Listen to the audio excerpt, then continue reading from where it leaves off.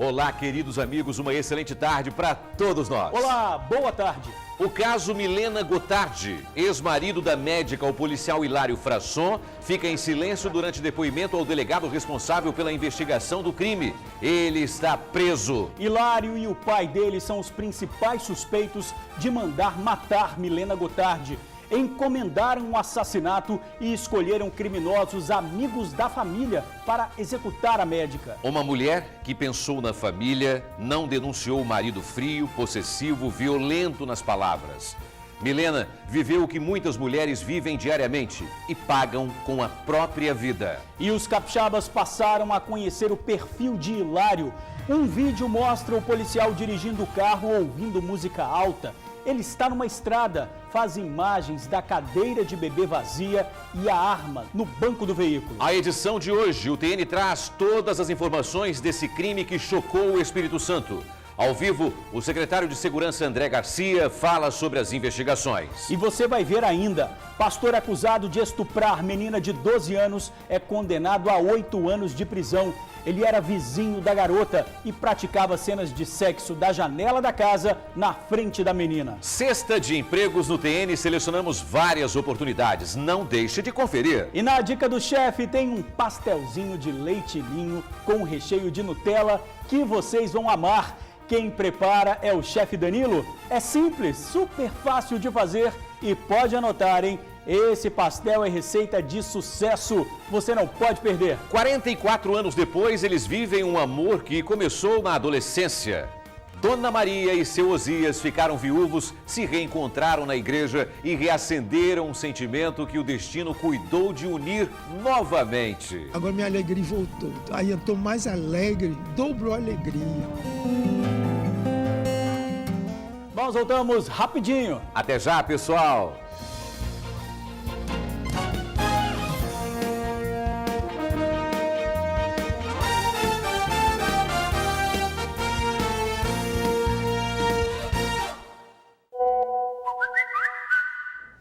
Estamos de volta, queridos amigos telespectadores. Muito obrigado sempre pela audiência que você nos dá todos os dias aqui na TV Tribuna, no SBT.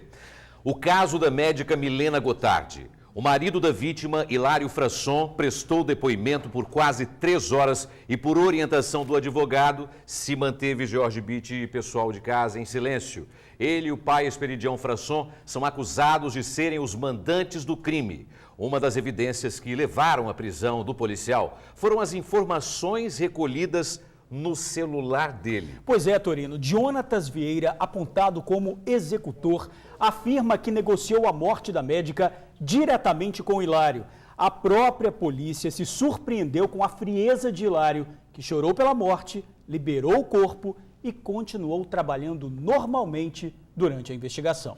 A prisão temporária de Hilário Frasson foi decretada na tarde de ontem. Assim como o pai, Esperidião Carlos Frasson, o policial civil é suspeito de ser um dos mandantes do crime que vitimou a médica Milena Gotardi, ex-mulher dele. O discurso da defesa não muda. O Hilário, ele tá bem tranquilo porque ele é convicto da inocência dele nesse crime que aconteceu. Tem alguma prova que liga ele ao caso? Então, agora o que a gente vai ver é estudar o inquérito mesmo, porque a gente ainda não teve acesso ao inquérito. A prisão de Hilário aconteceu por volta de 5 horas da tarde na chefatura de Polícia Civil.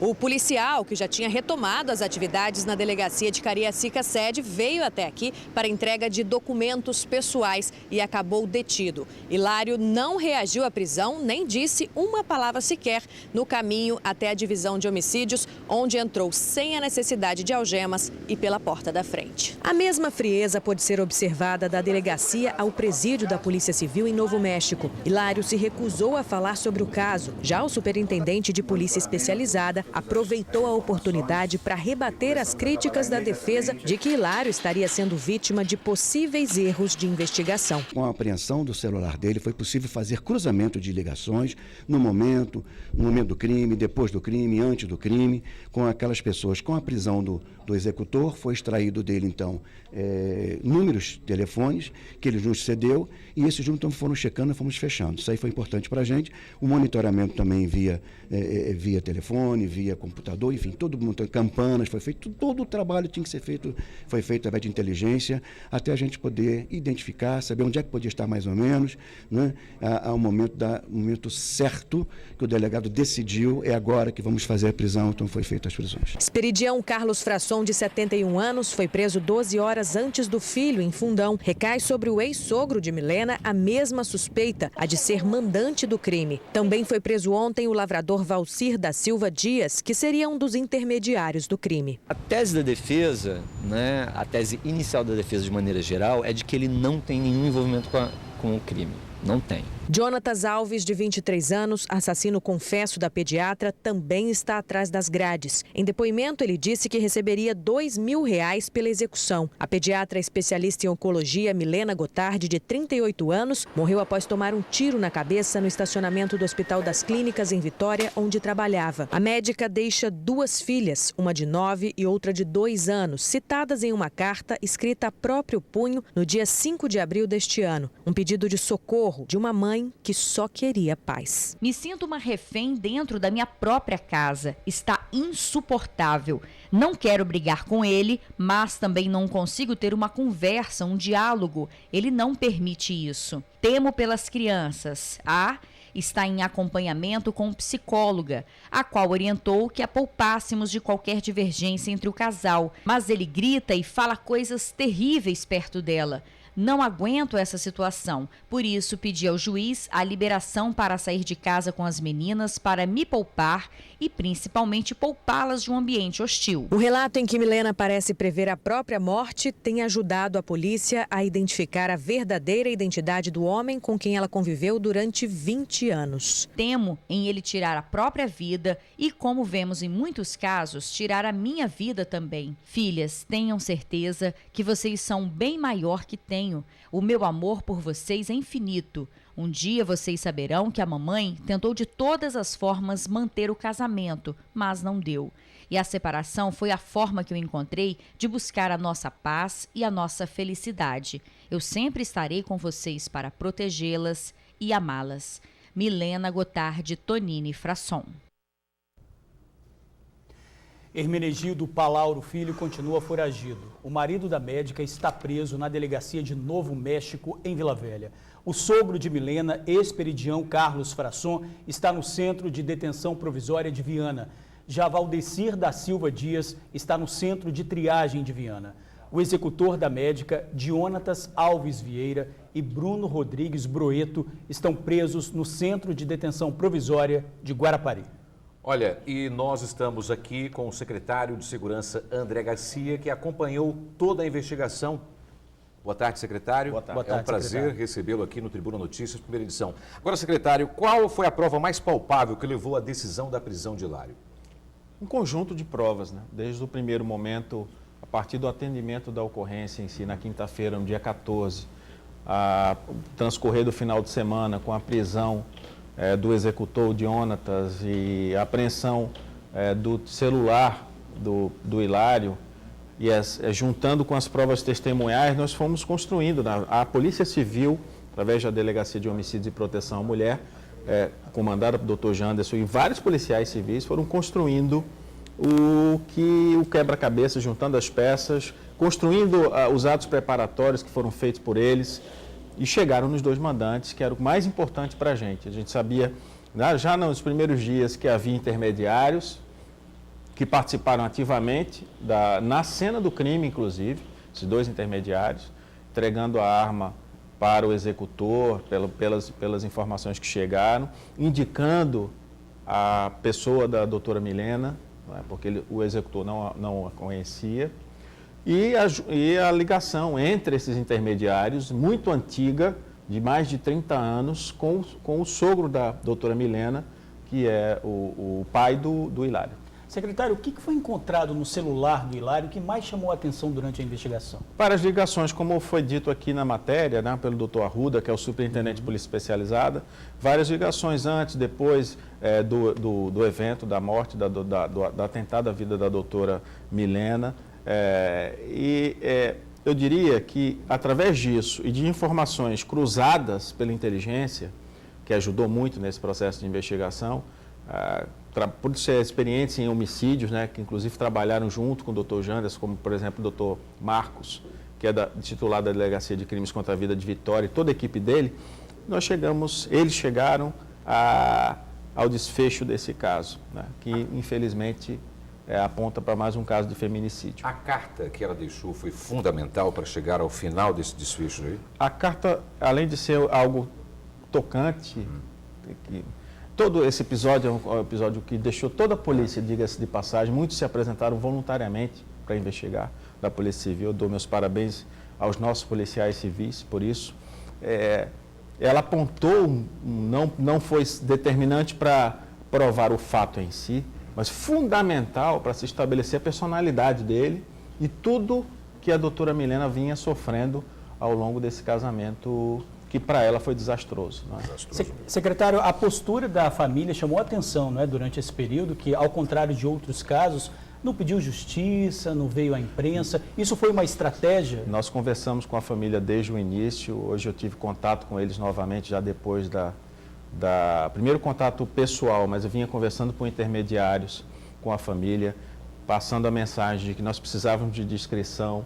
Eles foram muito compreensivos, entenderam a necessidade de a gente manter sigilo na investigação. Por quê? Porque havia um policial investigado, havia necessidade de restringir o acesso aos autos do inquérito. Nós estávamos trabalhando com a determinação de chegar quem quer que fosse.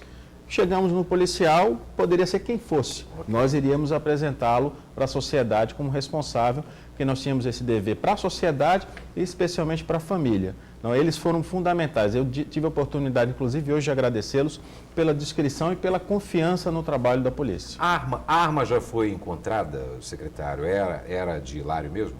Era arma não de Hilário, mas ainda está se estabelecendo o vínculo com o Dionatas. Agora, essa tese da defesa de que ele é inocente pode ser sustentada? Eu acredito, assim, o advogado por si só faz esse trabalho de defesa, que é natural, a gente compreende o papel da defesa, mas eu acho muito difícil, pelo conjunto de provas que robusteceu todo o inquérito, pela descrição minuciosa feita pelos policiais civis de tudo o que aconteceu, as relações entre os depoimentos, os cruzamentos de informações, é muito difícil que eles consigam algum êxito mais para frente. Olha só, a carta que a Milena deixou foi divulgada ontem para toda a imprensa, toda a população. Quando vocês tiveram acesso a essa carta? Conhecimento da carta logo no meu caso, na segunda-feira. Ele ligou diretamente para o executor? Existe essa prova durante essas ligações? Uma ligação direta, em princípio, não. E o pai? Qual é a relação do pai em também ser o mandante nessa história? O pai conhecia os dois intermediários, assim como ele, o Hilário. Havia uma relação, como eu disse, de 30 anos no mesmo local, lá de Timbuí, nos arredores de Fundão. As pessoas se conhecem. O passado começou-se a se levantar do sogro da doutora Milena, do Esperidião, é um passado meio nebuloso, tem muitos casos aí pendentes, demonstram uma personalidade violenta, não é? E essas pessoas, elas trocam favores, elas devem ter alguma relação ilícita no passado, um fica devendo ao outro, e em função disso, esses favores são cobrados no momento certo.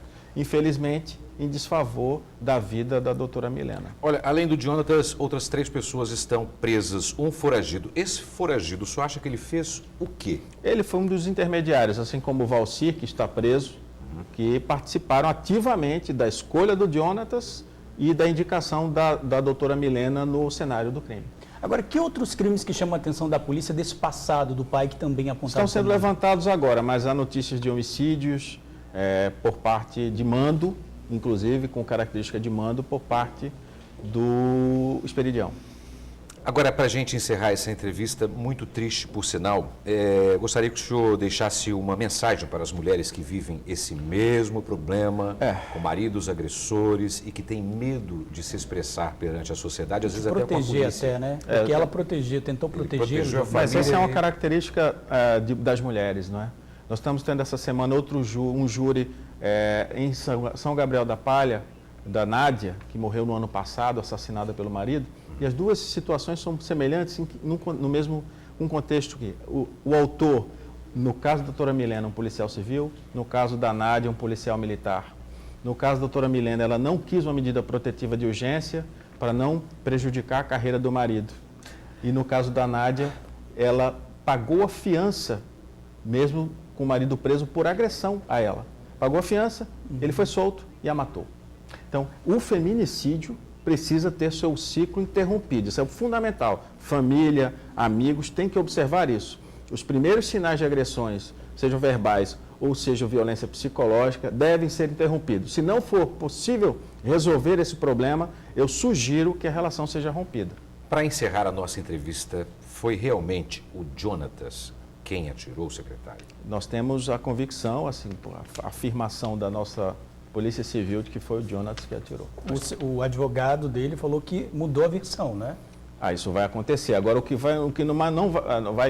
vamos ter pela frente vão ser tentativas de desconfigurar a investigação, tentativas de tumultuar o processo e tentativas que acredito que não serão exitosas. Mas tudo leva a crer que foi ele mesmo executor. Eu acho que todo o processo, toda a cadeia e toda a preparação está desvendada. E temos que confiar nas ferramentas que a Justiça oferece. E eu confio plenamente na Justiça brasileira e no trabalho do Ministério Público, que foi fundamental para essa questão. Eu queria ver aquela tela de novo, por favor, se alguém puder botar aí, até a tela com as pessoas que... Essa aí, ó. Esses são... O Hilário, Esperidião, os mandantes, né? Exato. O Valci, o Hermenegildo, que está foragido, o Jonathan executou e o Bruno que fez o transporte ali. Okay, né? Roubou a moto. Roubou a moto e entregou a moto para o Jonatas fazer a ação. Secretário de Segurança André Garcia, muito obrigado pela participação aqui no Tribuna Notícias, primeira edição. É um prazer recebê-lo com a gente. Eu agradeço a oportunidade de passar essa mensagem nossa de conscientização dos homens, especialmente contra o feminicídio, contra a violência doméstica e familiar contra a mulher. Ok, secretário. Muito obrigado mesmo pela presença. #feminicídio, não. Por favor. Consciência já, né? Bom, e a gente sai de um caso marcado por uma relação de posse, de falta de respeito e, sobretudo, de extremo machismo, algo que não deveria existir, e entra numa história que nos permite acreditar que é possível, sim, viver um grande amor. Mesmo que para isso você tenha que esperar exatos 44 anos. 44 anos, sim. Esse foi o tempo que um casal levou para finalmente concretizar um encontro que começou quando os dois ainda eram jovens, bem jovens e sonhadores. Conta pra gente aí, Schuller. Para estes dois, a paixão não tem idade. Quem vê o Osias com 75 anos e a Maria com 67, pode imaginar até que eles viveram décadas de casados. Mas, na verdade, estes pombinhos se casaram no dia 15 deste mês. E se engana também quem pensa que os dois se conheceram agora. A história deles começa lá em 1964, quando Osias e Maria eram namorados. Ela adolescente, né? E eu também, 22 anos, novo. Então acontece que a gente, quando novo assim, nem tem intenção de casar, que é coisa mais a juventude, né? Então, só que a gente gostava um do outro, mas não era aquele gostar, assim, de gostar de apaixonada. Eu não sei da parte dela. Então eu achei por bem falar com ela que não ia dar certo, mas ela nunca esqueceu de mim, ela diz que nunca esqueceu de mim. Eu me apaixonei mesmo, aquela paixão de ir embora até para casa dele, se fosse possível, né? Mas ele trabalhava na Ilau Magazine no centro da cidade, eu morava na roça, né? Então, quer dizer, acho que lá ele conheceu pessoas, né, que ele conversava e coisa, então ele esqueceu um pouco de mim. O relacionamento relâmpago deixou a Maria de coração partido. E o Osias, na época, garanhão, cheio de possibilidades. Não deu certo, mas é vida que segue.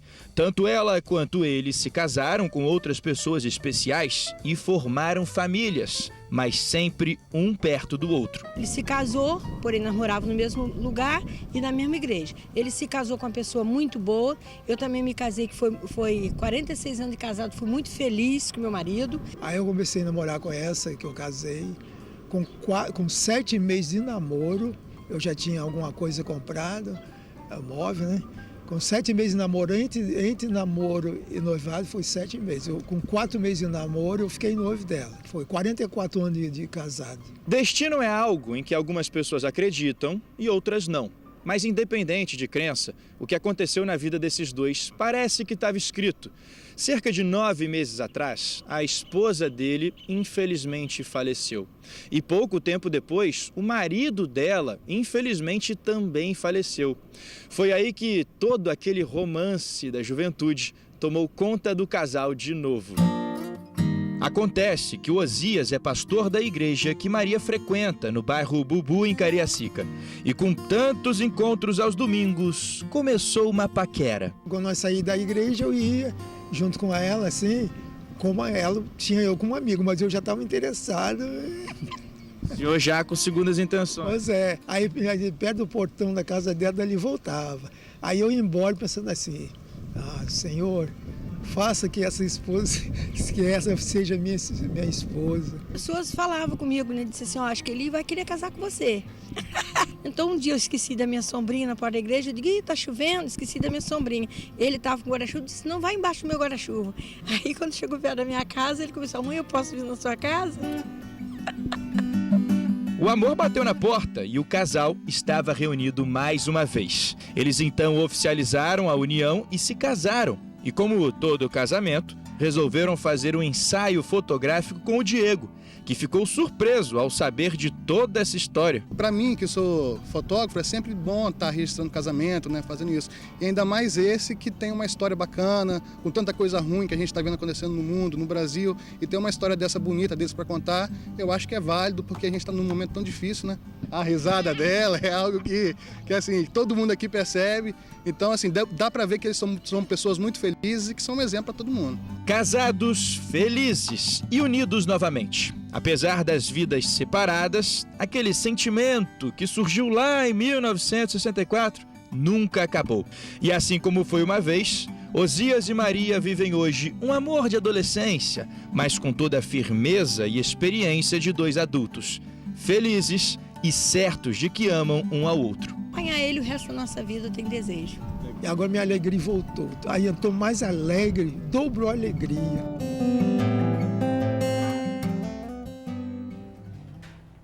Acredite sempre no amor. E a gente deseja mesmo alegria em dobro para o seu Osias e a dona Maria. A história deles é realmente inspiradora para todos nós, né? A prova de que o amor de verdade resiste ao tempo sempre.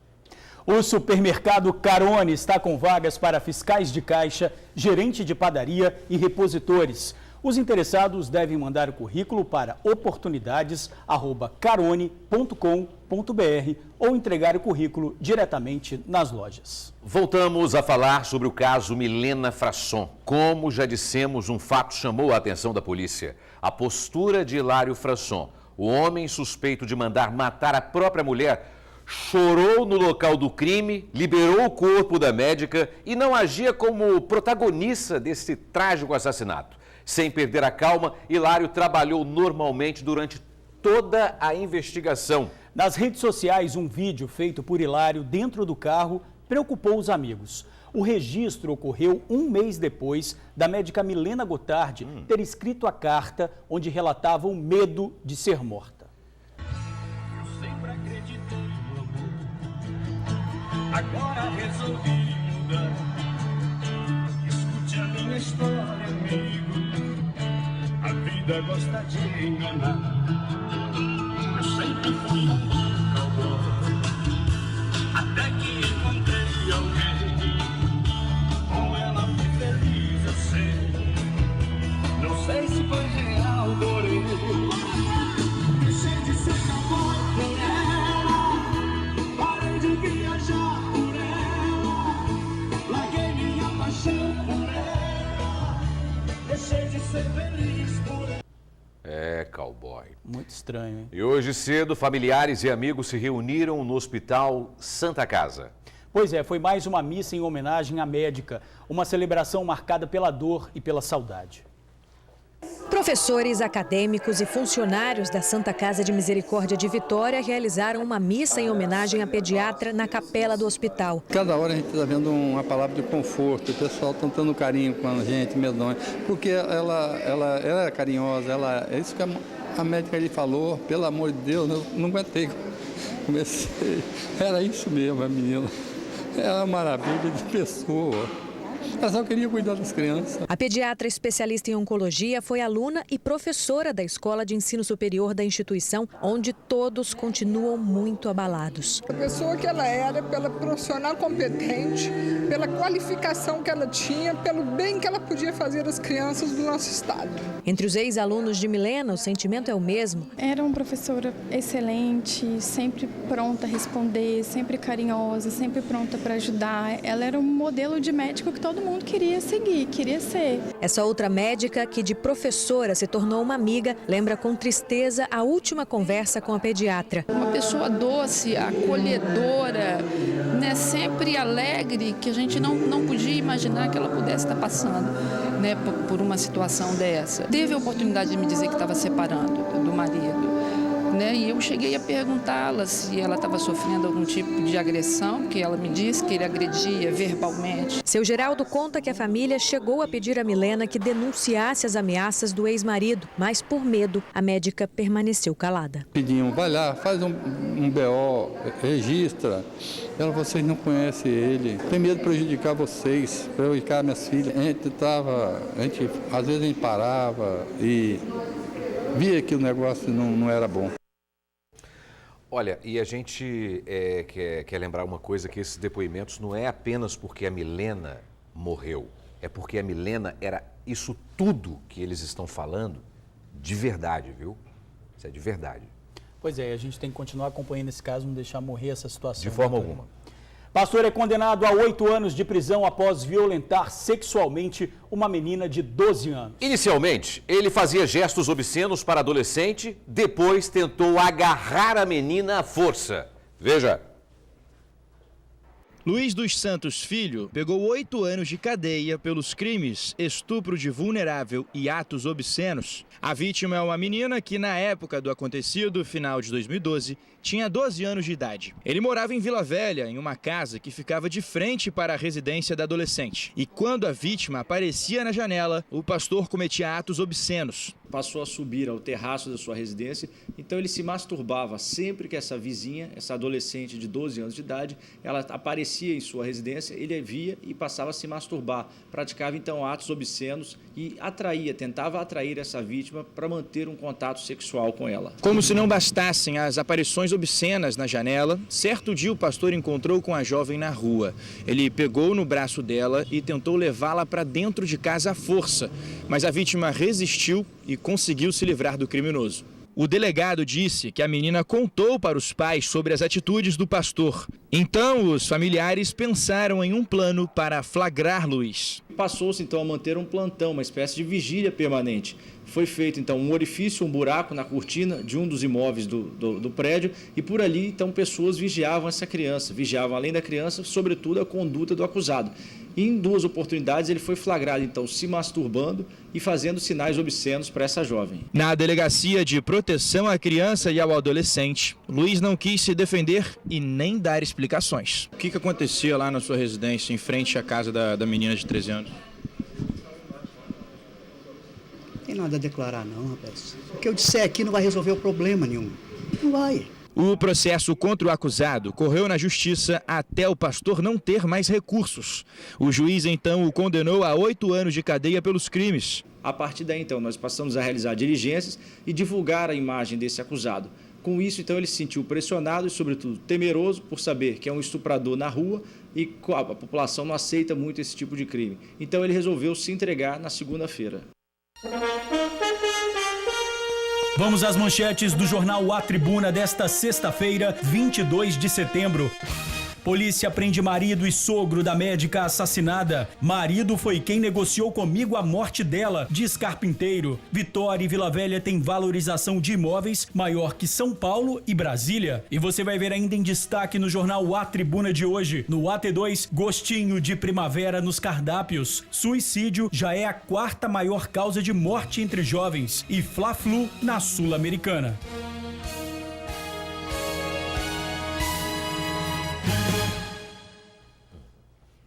Na dica do chefe de hoje, o nosso convidado é o Danilo. Ele entende bem de como fazer um carro funcionar, mas provou que também sabe pilotar um fogão. Ele é mecânico, o Danilo? Ele ver? Faz carro funcionar? Quero saber disso, tá? Olha, é uma receita deliciosa para o fim de semana, hein? Vou falar o nome. Pastel de leite em pó, com creme de avelã. Que delícia! Deu água na boca, viu? Deu. Veja aí, então.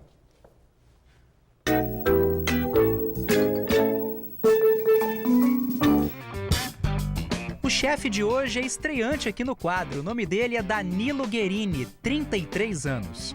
Danilo trabalha como técnico em mecânica, mas sempre que pode ele dá um pulinho na cozinha para inventar um doce diferente.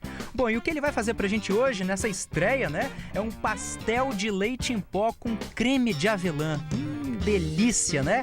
Então, sem mais delongas, papel e caneta nas mãos e vamos pro que interessa. Para massa você vai usar 2 xícaras de leite em pó, 1 xícara de açúcar de confeiteiro, 400 ml de leite condensado. E para o recheio, creme de avelã e só. Você pode usar a quantidade que quiser. A próxima etapa é a preparação. Numa tigela, coloque o leite em pó, o açúcar todinho e misture os dois. Em seguida, vai o leite condensado e mexa mais uma vez. O segredo é misturar com as mãos também, por uns 5 minutinhos para que a massa não fique tão mole. O ponto da massa é esse aí, bem firme. Vamos montar agora. Entre 2 sacolas plásticas, coloque a massa desse jeito. Pode ser com as mãos também ou uma garrafa. Corte a massa, recheie com o creme de avelã, depois feche a massa com as mãos ou usando um garfo. Por fim, espalhe mais leite em pó por cima e prontinho. Não precisa nem levar ao forno nem nada. Depois disso, meu amigo, é só felicidade. E olha, felicidade pura mesmo, hein? Porque eu tô com essa delícia aqui na minha frente e eu tô com pena de vocês aí no estúdio, Danilo. Primeira vez, estreia no Dica do Chefe, você já apronta uma dessa pra gente, é de deixar a gente doido. Vamos começar aí com esse pastelzinho delicioso de leite em pó com creme de avelã. Vamos ver se você vai gostar, né? Tá com uma cara super boa, meu amigo. Olha só. Pelo jeito gostou, né? Demais. Muito bom mesmo. Muito parabéns. Obrigado. Agora, tem algum segredinho que você usa, que você coloca, por exemplo, na massa, enfim? O segredo é só esperar um pouquinho depois que prepara a massa, dá um tempinho de uns 5 minutinhos até ela secar um pouco para você começar a montar, senão ela fica muito mole e vai dar errado. Só esperar um pouquinho até dar o ponto certo para o pessoal começar a fazer. E uma dica também é o pessoal fazer para venda, sabe? Dar um dinheirinho extra, é bacana. Danilo, parabéns. Bela estreia, não poderia ser melhor, né? Bem-vindo ao Dica do Chefe. Obrigado.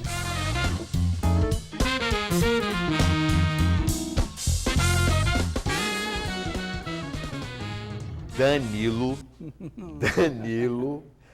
o seu pastel veio para a redação do Tribuna Notícias, mas não sobrou para mim, tá? Mas falaram que é muito gostoso mesmo. Quem provou ficou chocado de tanta delícia que é esse pastel. E não é só de carro que você entende não, tá? Muito bacana. O Luciano também amou a receita. E o Luciano é meio enjoado para comer, viu? Ele é meio enjoado do negócio de comer doce, negócio de... E ele falou, ó, espetáculo. E quem quiser participar faz como, hein? Quem quiser participar agora? faz como? Ó, quem quiser participar da Dica do Chefe é só ligar pra gente. 3331-9062. 3331-9062. E já a receita de hoje vai para o nosso site. Qual é o site, Torino? tvtribunasbt.com.br. E a seguir a gente volta com novas vagas de emprego. Se for sair daí, volte rapidinho, tá? Agora 12:34. Até já, queridos amigos. Voltamos a falar de emprego esperança para todos nós, né? Para você, principalmente. São vagas para auxiliar de açougue, caixa, auxiliar de farmácia, vendedores de veículos. Os interessados devem mandar o currículo para empregos@sebracserra.com.br. Muito obrigado pela audiência de todos os dias aqui na TV Tribuna no SBT.